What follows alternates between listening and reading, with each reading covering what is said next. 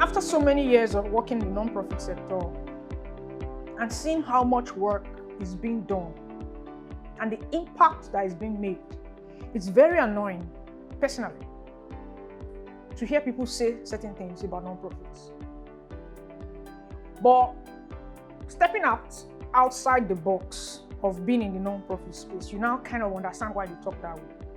Because all you're sharing is when you were in a conference presenting your abstract in one conference in the US, somewhere in Mexico, somewhere in South Africa, and they're like, I don't understand. Is this what you guys are doing with the money they are giving you people? If you want to position your brand, please note these 4 things. Clarity. What are you saying in your caption? How clear is your messaging? What you stand for, is it there? Number 2 is consistency. How consistent are you? Some people, you go to their page, they posted 2 years ago. How relevant is what you're posting? Some people will post picture and say nothing. Why? And the last one is differentiation.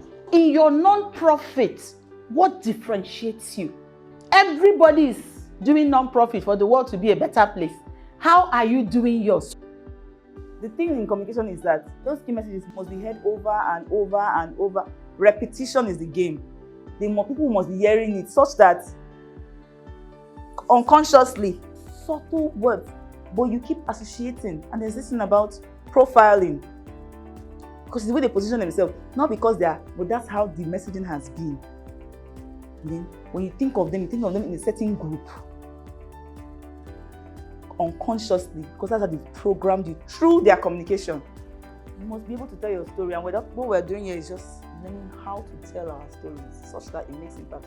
Let's make ourselves a source for journalists, and this also help our thought leadership capacity. Let journalists quote us in their reports. Maybe they are doing an extensive report on female genital mutilation. Maybe they are doing a very strong story around it. Please make yourself available for them to quote you. You have information, you have knowledge around these things. Let them quote you. Let them talk about you. With that, they will call you. And sometimes, please let them depend on us for information. I believe that if we do our jobs very well and tell our stories properly, I believe Nigerians can fund your organization. There are philanthropists in this country who have money, but they need to trust you. There are people who, they can't have chicken like as food, meat, protein, right, in their meals. But they will bring out 1,000 if they believe in that thing you're doing.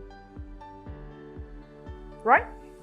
So we need to get to that point where we're not relying on some proposal and somebody's agenda to do the work you're doing, but you even have like a critical mass of supporters across this country that can decide. There are people in other parts of the world that part of their will, they have non-profits in their will. So we need to get to that point where people trust us.